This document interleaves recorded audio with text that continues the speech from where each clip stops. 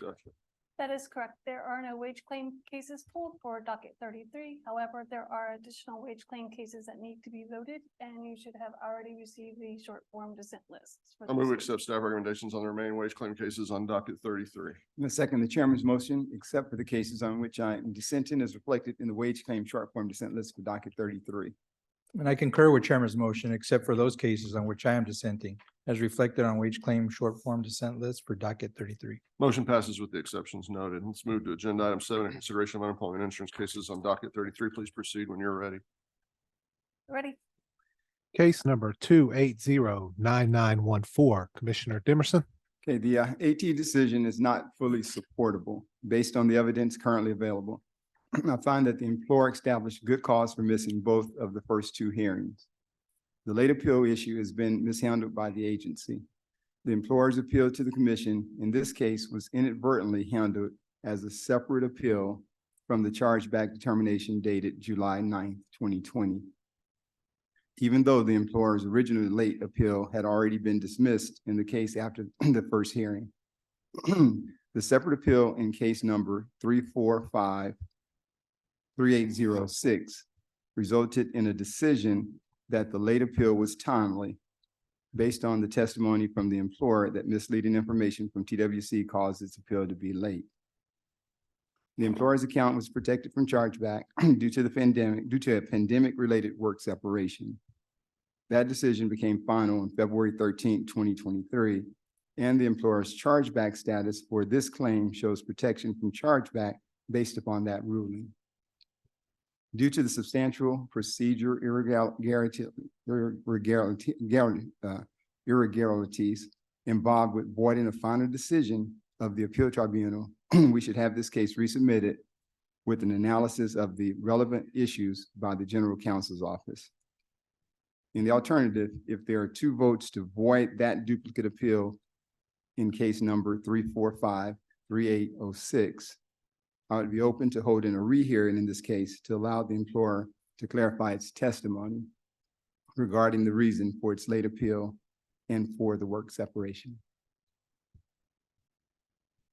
The decision should be modified. I won't dispute that the employer had good cause for missing both AT1 and AT2 hearings. However, the evidence established that the employer filed a late appeal to the underlying 7/9/20 determination because they were not checking their email at the time. Since there is no good cause exception to the timeliness rules, the employer's appeal was properly dismissed as late. Therefore, we should modify the AT. Employer had good cause for missing both AT1 and AT2. Late employer appeal, chargeback, void the duplicate decision in case number 3453806.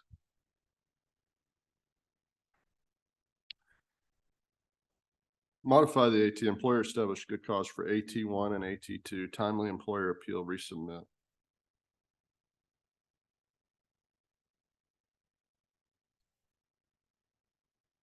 Would you please repeat your vote, Mr. Chairman? Modify the AT.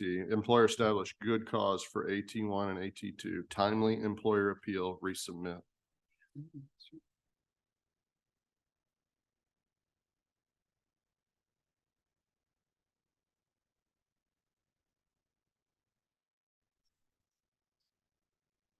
I don't believe that we have a majority vote. Yeah, I'm going to agree with the chairman. I think I had that established. Thank I you, agree with the Commissioner chairman. Emerson. We'll resubmit. Oh, A short form dissent, ma'am. thank you. Yes, I have your short form dissent. Case number 2967215, Commissioner Trevino.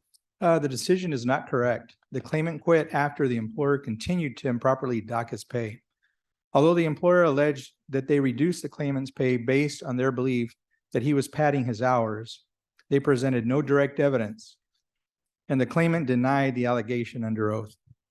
Additionally, the evidence showed that after the claimant complained about this matter in the past, on several occasions, the employer relented and paid the claimant for his actual hours worked.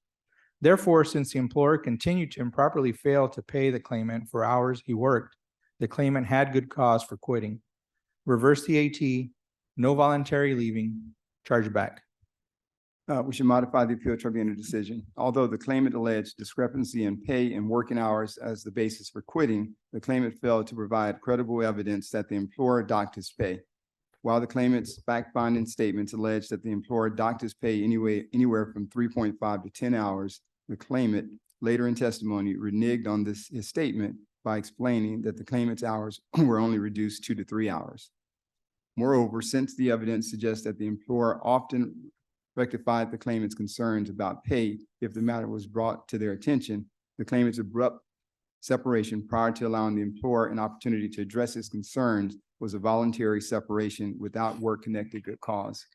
As such, we should modify the AT decision, voluntary leaving, no chargeback, adequate employer response. Modify the AT, voluntary leaving, no chargeback, adequate employer response. Short form dissent, ma'am. I have your short form dissent. Thank you. Case number 3125468, Commissioner Dimerson. The AT decision is not supportable. Due to misinformation from TWC regarding the need to respond to chargeback notices and to file an appeal, the employer's chargeback notice response and its appeal from the chargeback determination should both be considered timely. Concerning the chargeback issue, the hearing officer was unable to get details about why the claimant's employment ended or was interrupted before the initial claim was filed. We will need additional evidence concerning that issue. Accordingly, we should reverse the AT decision. The employer filed a timely appeal. The employer filed a timely response to the NMPC and hold a rehearing to obtain information about the claimant's work separation prior to the initial claim. The AT decision is partially supportable. I do not disagree that the employer's AT appeal and response to the notice of maximum potential chargeback should be deemed timely. However, regarding the chargeback issue, commission records established that the claimant had a break in employment with the employer prior to filing the claimant's initial claim, and the employer provided no evidence as to the reason for the separation.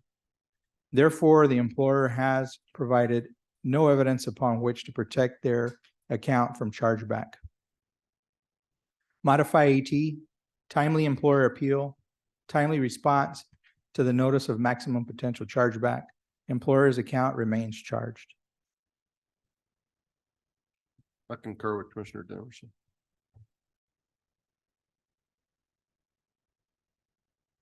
We will rehear the case.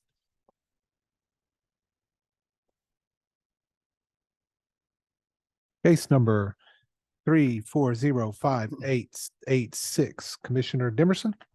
All right, this is an unusual case. The commission decision issued on May 2nd, 2023 indicated that there was one vote to dissent on the issue of timeliness of the employer's appeal and one vote to dissent from the decision in general.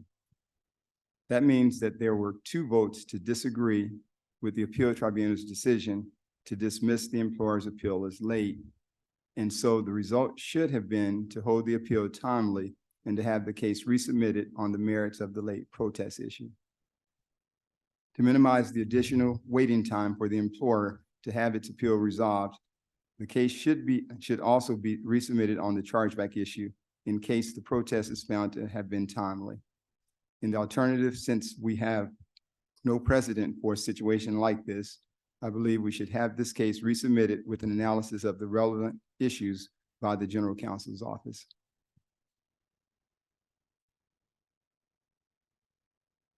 I will not contest granting the motion for rehearing for the limited purpose of correcting the signatures in the commission decision dated May 2nd of 2023. However, the employer has not met the 3 criteria stated in Rule 17 for a motion for rehearing on the timeliness of appeal or chargeback issues. Grant MR for limited purpose to correct signatures in the commission decision, late appeal, and chargeback.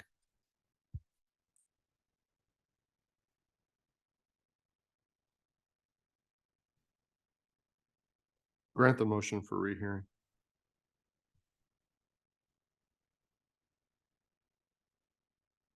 Could you clarify the reason for granting the motion, Mr. Chairman? I'm sorry, I can't hear what you're saying. Oh, I'm sorry. Could you clarify the reason you want to grant them motion for rehearing? Well, to take timeliness testimony and any other clarifications that have been requested or are necessary. Thank I you. agree with the chairman. All right, Thank you. we will hold a hearing. Thank you. Thank you. Case number 3430017, Commissioner Trevino. The decision is not correct. Although the claimant's April 6th of 2021 appeal was submitted late to the December 7th, 2020 determinations, these determinations involve the validity of the claim issue. Therefore, since the appeal was filed within the same benefit year, the one-time exception to the timeliness rule for cases fitting into the validity of the claim category should be applied. The claimant's appeal deemed timely under Rule 32I1, and the case remanded back to AT for a hearing on the merits. Reverse the AT, timely claimant appeal, remand. I agree with that. We should reverse the appeal tribunal decision. Cases addressing the claimant's customary full-time hours fit into the validity of claim category and present a one-time exception to the timeliness rules. Since the claimant filed her appeal within the benefit year, the appeal should be deemed timely and the case remanded for merits testimony. Reverse AT, timely claimant appeal, remand.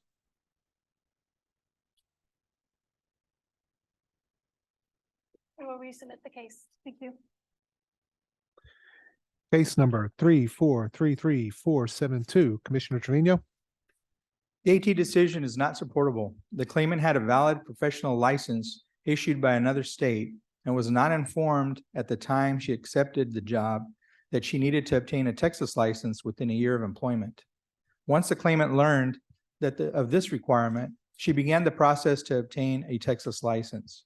But due to the delays that were out of the claimant's control, she was unable to obtain her Texas license until approximately 2 weeks after she had been fired. Since the claimant was unable to obtain the license prior to the deadline, despite her best efforts, the claimant was discharged for reasons other than misconduct connected with the work.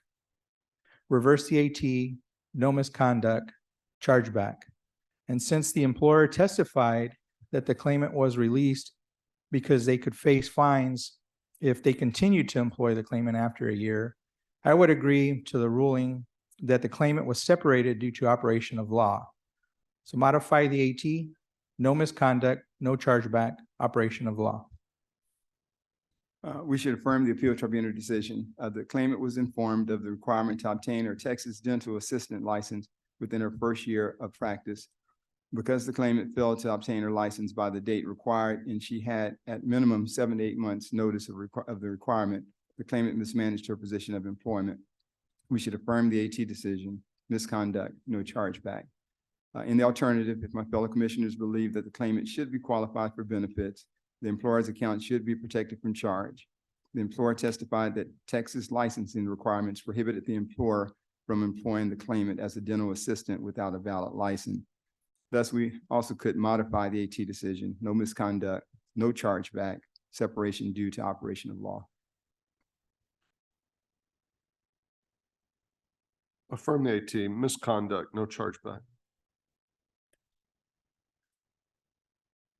And I'm agreeing with the chairman. We both have the same vote.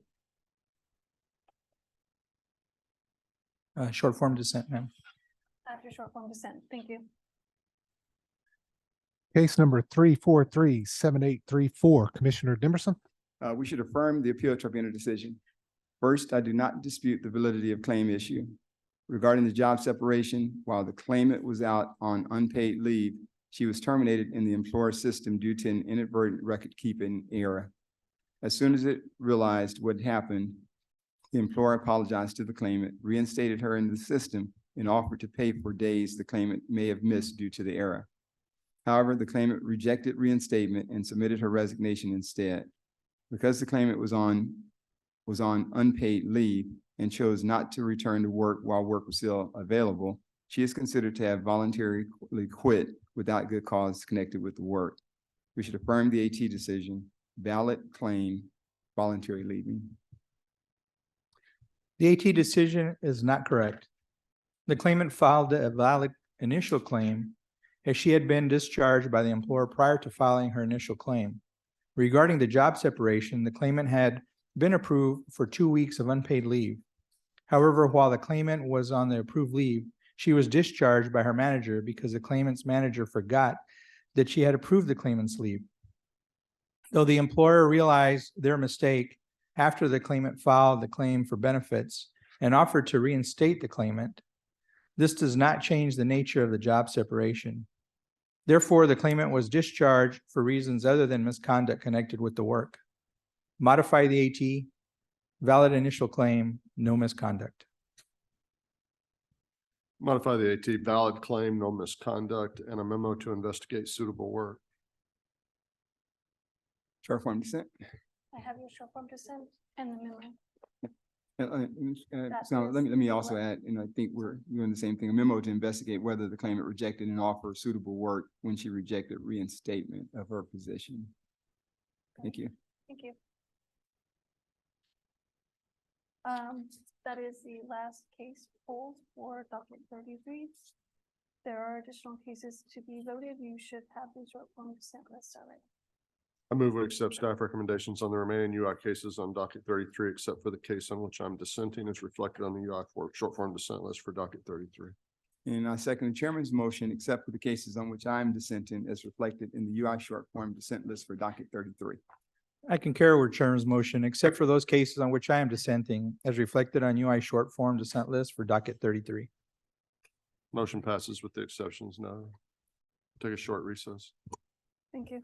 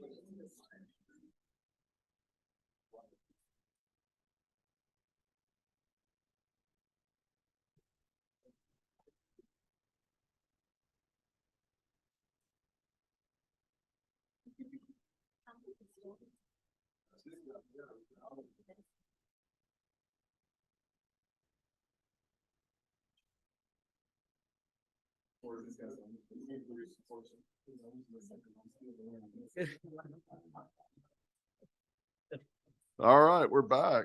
This is agenda item 8, proposed rules for 40 TAC Chapter 838, Texas Industry Recognized Apprenticeship Program.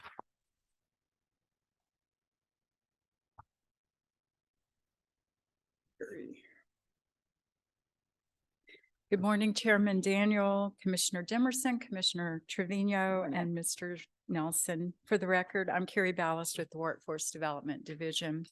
Commissioners, before you today for your consideration are proposed rules to amend Chapter 838, Texas Industry Recognized Apprenticeship Programs Grant Program. The amendments will amend 40 TAC Chapter 838 to remove references to the Federal Industry Recognized Apprenticeship Program and the standards recognition entities because they no longer exist, and to state the eligibility criteria and application process for entities that apply to take part in the Texas Industry Recognized Apprenticeship, or what we call TIRA grant program. Texas Government Code 2001.039 requires state agencies to review their rules at least every 4 years. This rulemaking will satisfy that statutory requirement.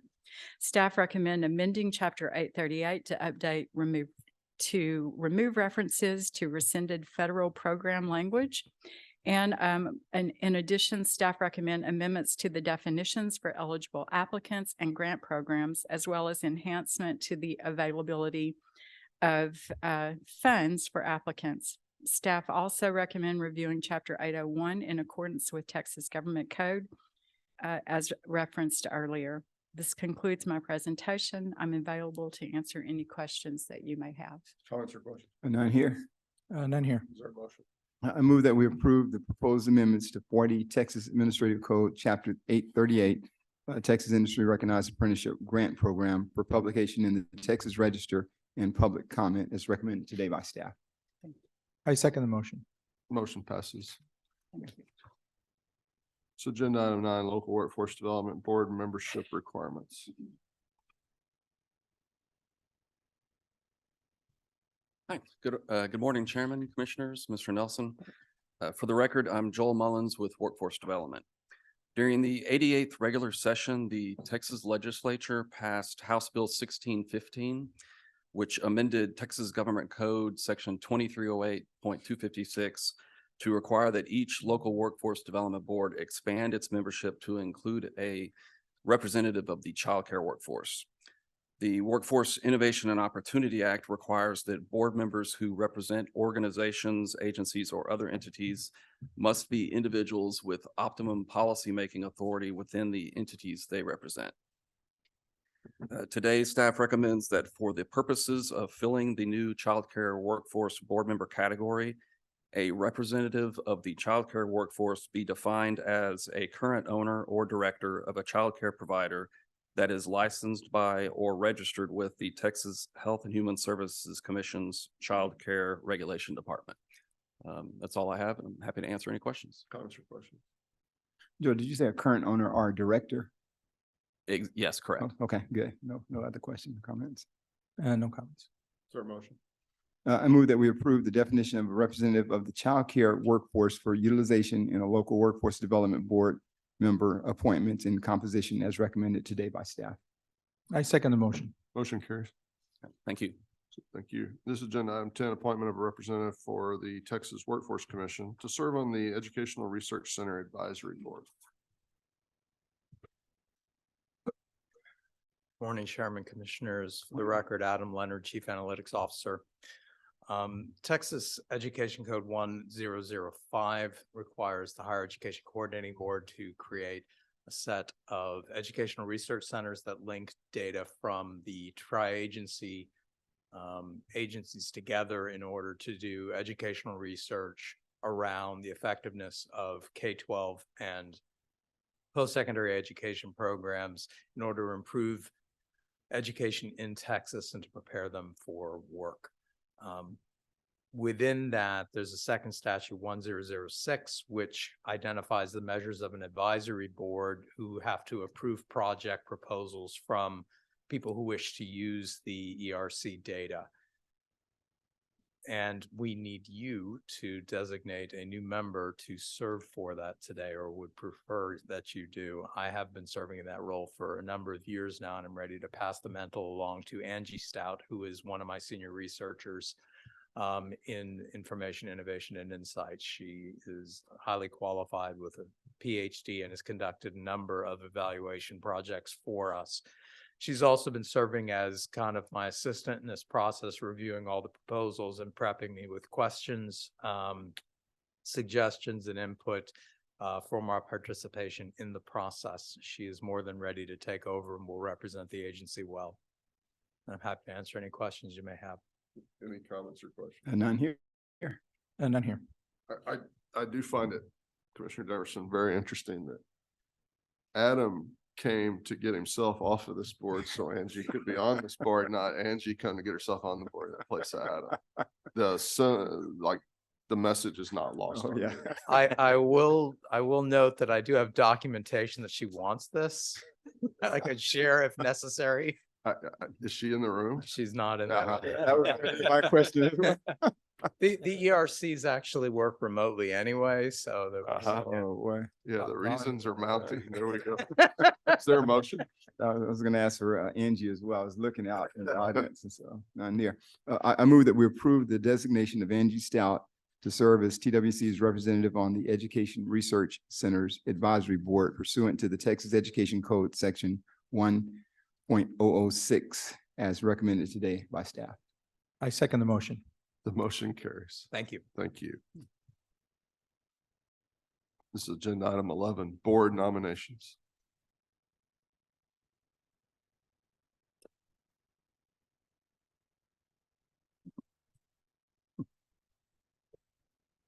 Good morning, Chairman, Commissioners, and Mr. Nelson. For the record, Cherie Dudley with Workforce Development. Today, for your consideration, we have workforce nominations for Alamo, Capital Area, Golden Crescent, and Middle Rio Grande. Staff recommends approval on the presented nominees, and I'm here to answer questions you may have. Comments or questions? I was gonna mention that I was looking for Cherie on this side. They're walking from the other side this time, so throwing us off a little bit. They made a decision when they walked in. They considered seats on both sides. I watched them and they chose this side. This side, so not bad. I don't understand the strategy, but it was definitely a strategy. So that I would look up over I here think that's and what it wonder where are was. they? I'm almost sure. Commissioner Trevino, No comments. Thank you. is there a motion? All right, I move that we approve the local workforce development board member nominees presented today for the following: Workforce Solutions Alamo, Capital Area, Golden Crescent, and Middle Rio Grande. I second. Motion carries. Thank you. Thank you. You're waiting patiently on agenda item 12, the subsequent certification of local workforce development boards, aren't you? Yes, I am. All right. Again, good morning all. For the record, Cherie Dudley with Workforce Development. Today for your consideration is the 2023 subsequent certification of all 28 local workforce development boards. In accordance with 29 USC section 3122, the governor shall once every 2 years certify one board for each local area in the state.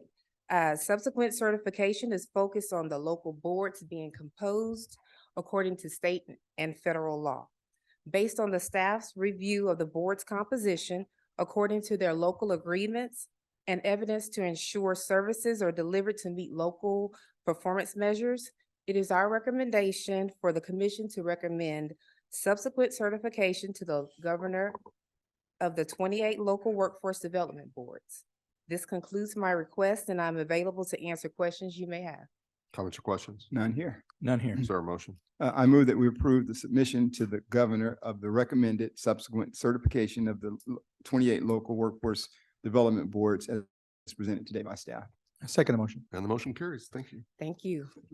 All right, no legislative report, and now we'll have an extensive, lengthy and detailed executive director's report. Mr. Nelson. Thought you would never ask. All right.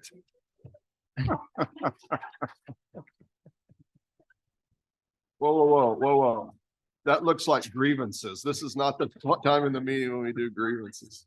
I have nothing to report for executive director today. Comments or questions? I can't add to that. Hey, good job, Chris. Is there any other order? I of did, business? I did ask if you were ready before we started. You so- did. You did.